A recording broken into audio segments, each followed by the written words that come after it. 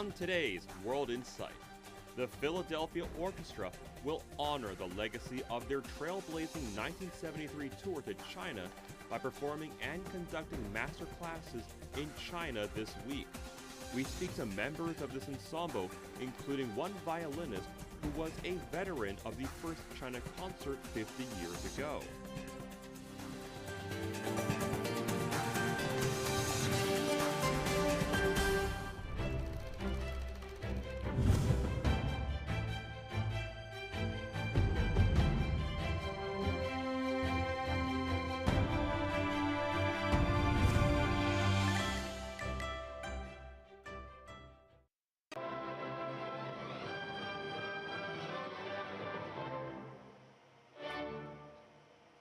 An epic concert 50 years ago still resonates today.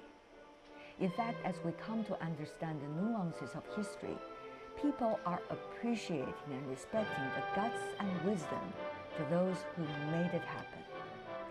So much so that 50 years later, when this group of 14 musicians from the Philadelphia Orchestra traveled to Beijing, Tianjin, Suzhou, and Shanghai for residency activities and performances, many are once again enchanted both by the history and by the sincerity of the music.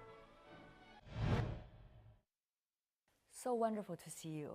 It's great to see you again too. So this trip actually started its planning already back in the early 2020, and this is the 50th anniversary, always big, right? Yeah, we knew this day was coming, and we had, it had a different shape when we were planning it in January 2020. We were going to come in May for a full orchestra tour, and the anniversary actually took place just a few weeks ago. So here we are.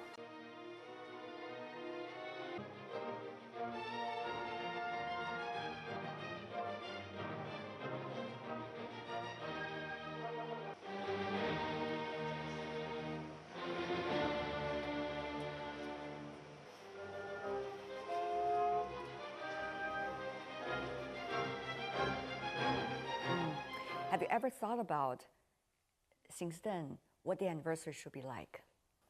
We thought a lot about how to commemorate this important moment in world history and cultural history, musical history, and also geopolitical history. Ultimately, what we realize is that all of us involved in the Philadelphia Orchestra, all of us involved in the arts and culture between our two,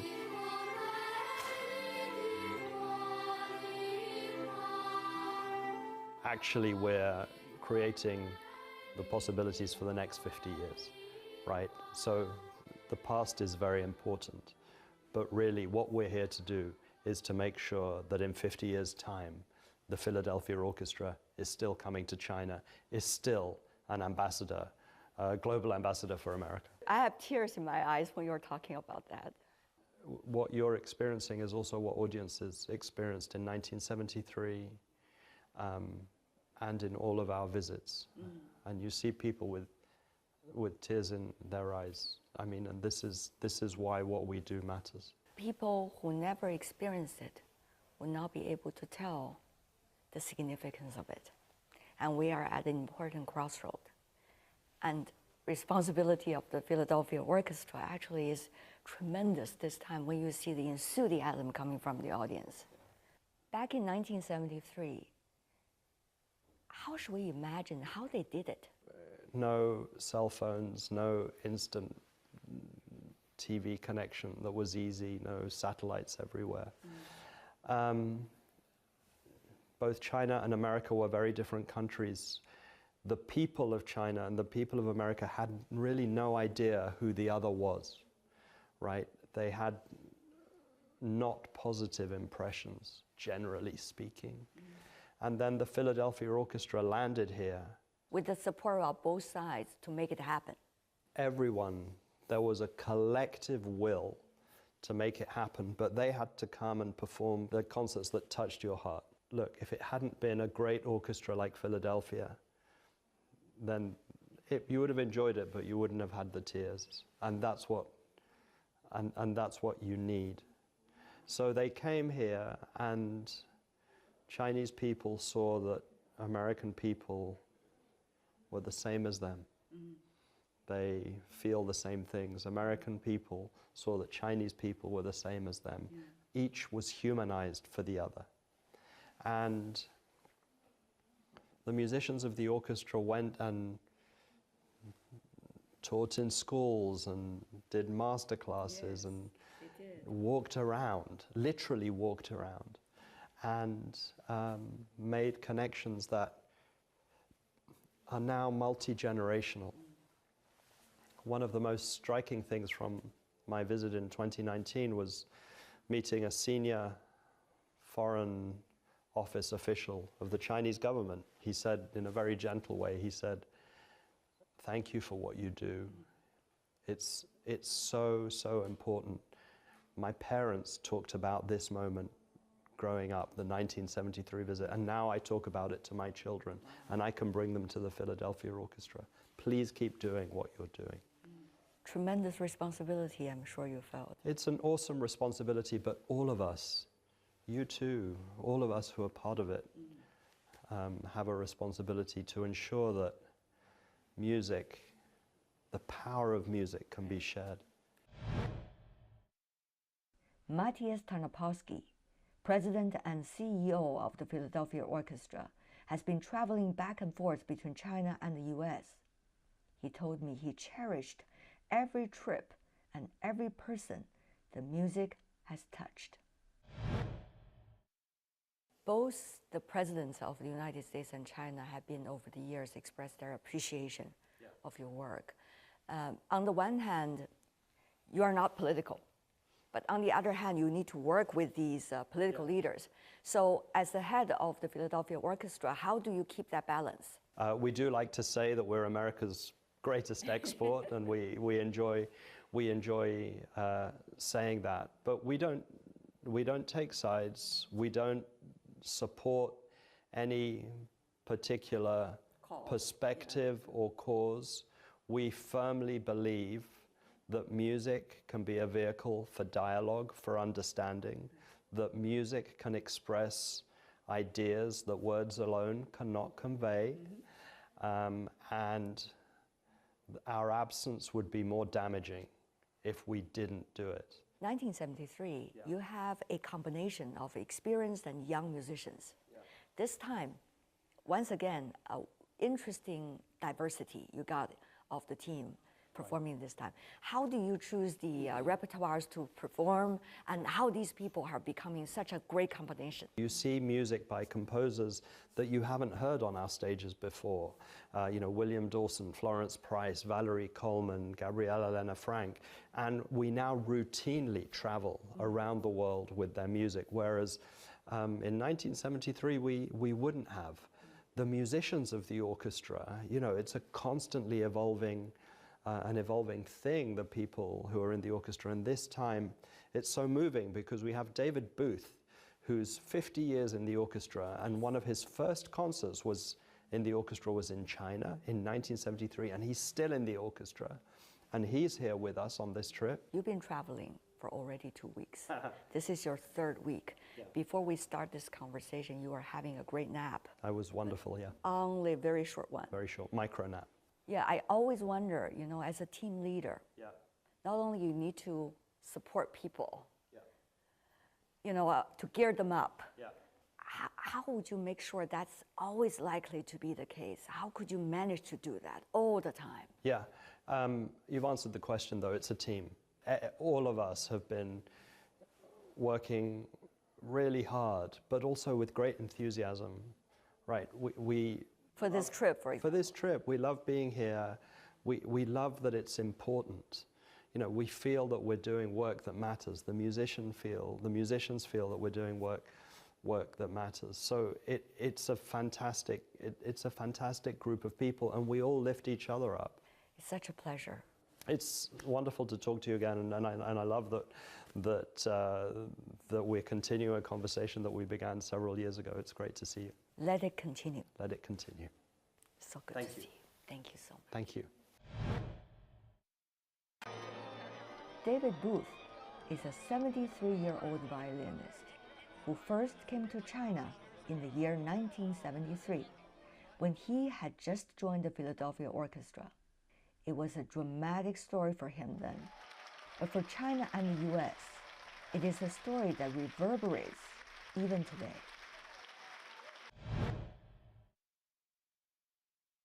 David, 50 years, back again. Yes, it's been quite a wonderful, remarkable journey. I'm sort of amazed that I've lasted for 50 years, but I'm very glad. There are 20 and 30 more years to go when you are performing on the stage again for all of us. I think, yes, performing and making music, I think, does tend to both give you energy and keep you young. What about that part of the memory? What does that keep on giving you, as a person in terms of an enriched life? Well, there's, of course, the memory of it was my first time taking a trip outside of the United States. And so to come to China was remarkable in itself. I mean, I had, of course, heard about China from school books and from geography and things and seeing it on TV. But I never dreamed that I would be able to come and see it, especially at such an early time.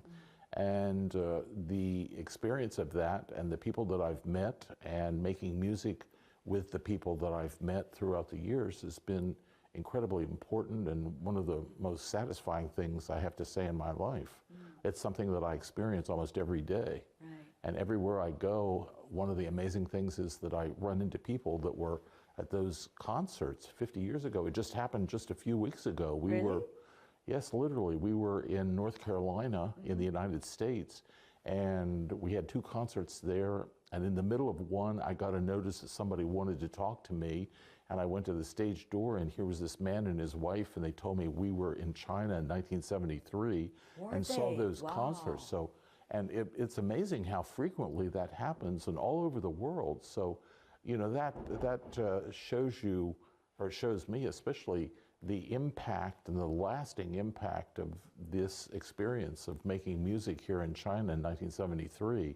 And it also makes you realize more and more, especially as times go by, just how many people that reached, and in so many different ways. Take the composer Tian Wei. I think that's one of the most touching stories, in that he said that he was in a field at the time and they played the concerts to the people there working, which I find wonderful too. And he was so moved by the music that he made the decision right then and there that he wanted to become a musician and become part of this sound. And indeed, it's a wonderful story what he's done, not only his music making, but also this intense desire of his to want to save and preserve the music traditions of the past, which is very important. Those things, that's a treasure which can, with time, if you're not careful with it, you have to realize how precious it is and how you want to preserve that and work to preserve that. David, when you are in a country for the very first time, one's ears, eyes, and minds are all open, right? But once you are in a country for the 20th and even the 30th time, how do you make sure that you can still discover new things? As an artist, you always want to discover new things, don't you? Oh, absolutely. And for one thing, it's easy to discover things here in China because you have so much in things, art, music. I love the nature of China. It's so beautiful. I love the plants of China. I've discovered, and even a couple of times that I've been here, I've managed to buy plants here in China and send them back. I have a greenhouse at home. Oh. I was earlier talking to the Flying Tigers. I don't know whether you know them. The American pilots who helped China during the Second World War in the Pacific Rim. What they are telling me, there's one guy who is, can you believe, 103 years old. Oh, yeah. He came here this time. Really? 103. He was on the Great Wall. But what I want to say is, he told me... So I'll have 30 years before I do that. Oh, I think you should do better, right? 40, let's do 40. Yeah. Okay, I'll so try. What he told me was very interesting. He said, sometimes I tell these stories many times, and I hear my peers' stories, and I got mixed up. I don't know whether it's my story or other stories, but it never matters. It's our stories. I can see how that happens because on this trip especially. It's interesting, isn't it? It is, it is. And how your memories, of course, they're a sense of reality, but yet there's something amazing about them that at times I look back on what I've experienced, and particularly this relationship with China and my association.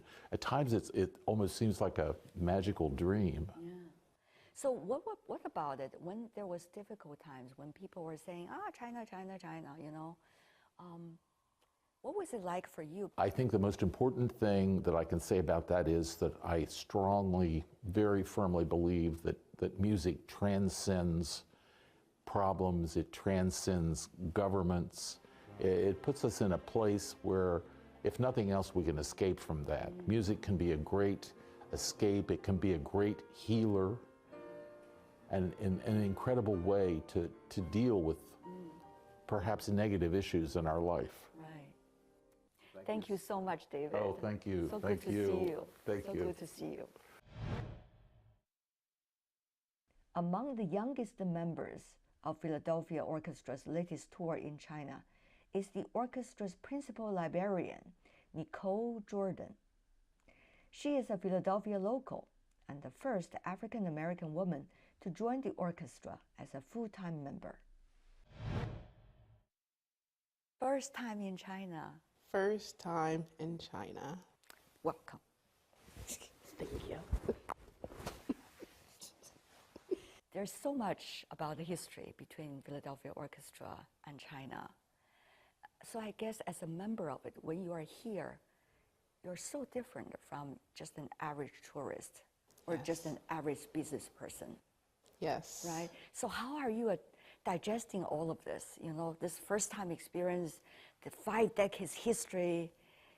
I don't know how I would function in that circumstances. Moment to moment, I mean, just as wide as the streets are and as long as the streets are, is our history. They're so expansive, and it can be really overwhelming when you are just looking down everything and trying to take it all in. But digesting it piece by piece, just being in the moment, being open to experiencing what happened, you know, walking down the street, greeting people, or getting something to eat, trying to get my Alipay to work. That's very important if you want to shop, girl. And I wanted to. So, you know, one of the things people have been talking about is how Philadelphia Orchestra has managed through such a long stretch of time still be there in China. And whether it's rainy days or the sunny days. I mean, when we talk about this, I already feel, you know, very strong in a way because you have companions, right? Yes. And you feel that it's not you yourself that work, but you have many others around you that also work in that way, that direction. Yes, absolutely. Our music, as David said, music transcends so many things: politics, religion, class, social status. It's something that we all just have feelings for. Music just evokes, it takes us to a place beyond our everyday. And that's how you build connections and bridges with people.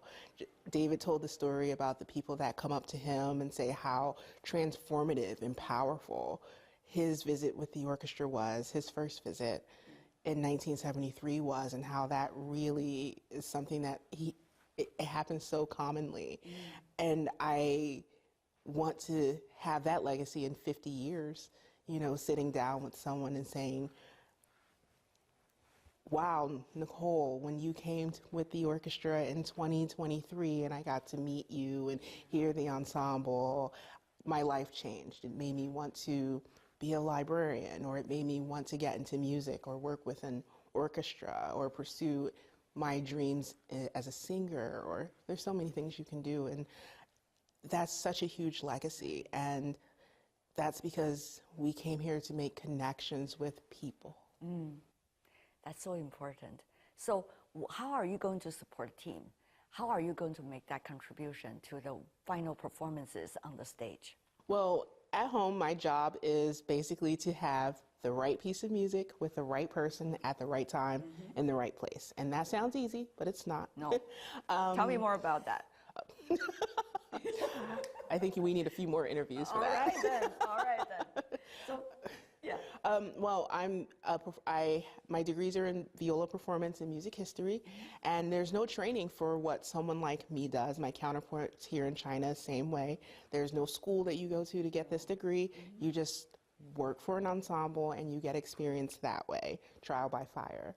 And here, we came from a European tour directly here, so the preparation for this visit was a lot different. And right now I'm just trying to play a supporting role with the colleagues, playing the small ensemble groups, and also trying to just establish relationships with my Chinese counterparts that do the same job that I do. I would love to know who they are, and I would love to learn what they do in their everyday and how we can connect. And what are the questions you want to ask them?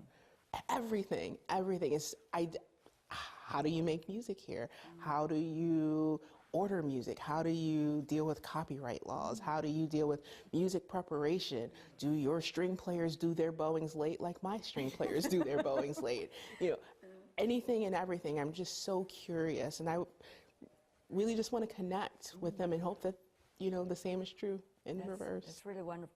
And what do you think about the collection of the repertoires going to be played this time?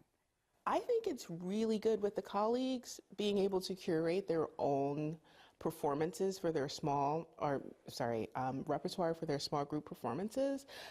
They took so much consideration into things that matter to them, things that are traditional within their own individual experiences, as well as in Chinese culture, and, you know, picking songs that people will recognize. And like which piece? You sang it with David. There's some jasmine flower happening. Jasmine flower, yeah. Moon reflected onto fountains. We have a few of those things. And I don't have the words for it because I just think it's just so incredible that my playing colleagues are, you know, trying to continue these connections and doing so organically and authentically and passionately, and that's just so inspiring to me. Thank you so much. Thank you. I hope you will come also many times to China. I hope so too. Yeah. Thank you so much. Thank you. The music is always the key, and it goes both ways, the orchestra and its audience. Assistant conductor Tian Wei Sherman is also in China for the very first time this year, but he's already fascinated by the ancient poet Li Bai. At the dinner party we met, and you practiced your Chinese with that beautiful Chinese name. Now you got to know what it means, right? Yes. What does that mean? So we have 我姓阙. Now I need to talk more about 阙. Yeah. Because you said it's a grand gate, a grand gateway. It's an ancient grand gate. Yeah, yeah. And then 我叫思腾. 思腾. And 思 the 考试. Means thinking. Thinking. And tongue the I don't have a phrase for tongue. Soaring. Yeah. Soaring or galloping, as you said. Yes, yeah, both could be okay. Yeah, that's quite a name. Yeah, and I've heard that these characters are a little rare. They are. Yeah. Especially the family name. Xue, very rare. Yeah. But it goes very well with the sound of your given name, Trit. Exactly. Yeah. I think it's supposed to sound like Tristan. Who gave you the name? I believe one of our essential helpers and guides on this trip, Mei Mei, I think she assigned it to me. Oh, that's very nice. It's a very intellectually sounding name. I guess matching your style. But you know, tremendous responsibility for you, I guess. First time after 4 years. Yeah. And within such a complicated environment. Right. And this is a combination of both legendary players like David and young musicians as well. So how would you bring their synergies together?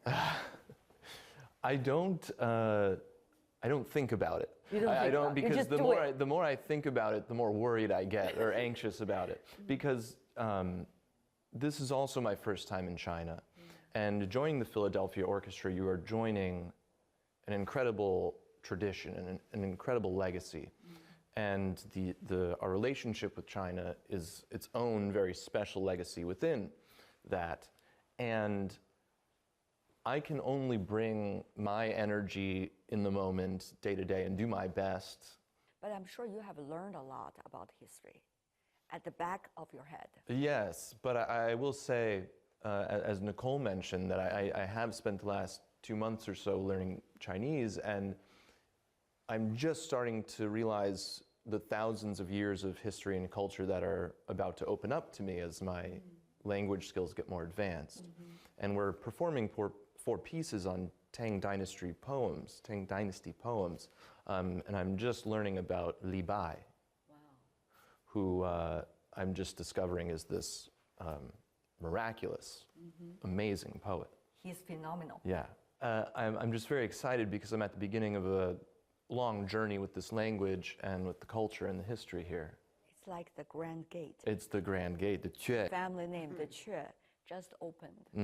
Tell me about your niche in a way, because you have Yan, who is of course one of the most well-established conductors in the world, but at the same time, you are also providing a great component to the orchestra. Tell me about how you are thinking about this. Yeah, so I started studying conducting 10 years ago. So this has been a long trip, a long journey to get here. And to my young fellow conductors, they need to know that it takes time. And if you stick with it long enough and you just refuse to quit, things start to open up. And I couldn't believe when I got this job, but I'm just very happy to be a part of this, and we'll see where we go next. Right. You know, one of the things that the Chinese have a saying, it's called let 100 flowers blossom, meaning there has to be a lot of diversity. And when that happens, you know, wonderful things happen. As a conductor, you need to have a 100 flowers blossom. All your ensembles, they need to blossom on their own, but at the same time, they need to bring their energies together. So as a young conductor, how are you trying to do that? I just try and pull as much knowledge from across different disciplines, history, literature, and put it all together and just have it in my brain. It just helps me synergize my music making. Music on itself, it doesn't exist alone. It needs water to flower. It needs its hundreds of flowers. How would you practice, especially the Chinese pieces? The bulk of my work is just at home alone at my desk with my scores, and I just read them. That's how a conductor works at home, right? Just over and over and over again. And I just absorb the sound and the spirit of the piece until it feels like it's a part of me. Which has become a part of you? The Li Bai poem, Qian Jin Jiu. I love this poem and I love the piece. Can you give me a little bit of humming of if it's okay?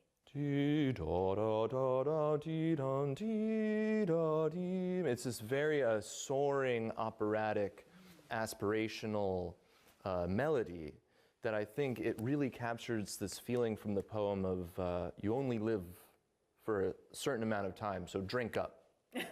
So I love the spirit of the piece. Enjoyed it. Enjoy it, yeah. It's like all of us enjoy life. Yes. So good to see you. Thank you so much. Thank you for having me.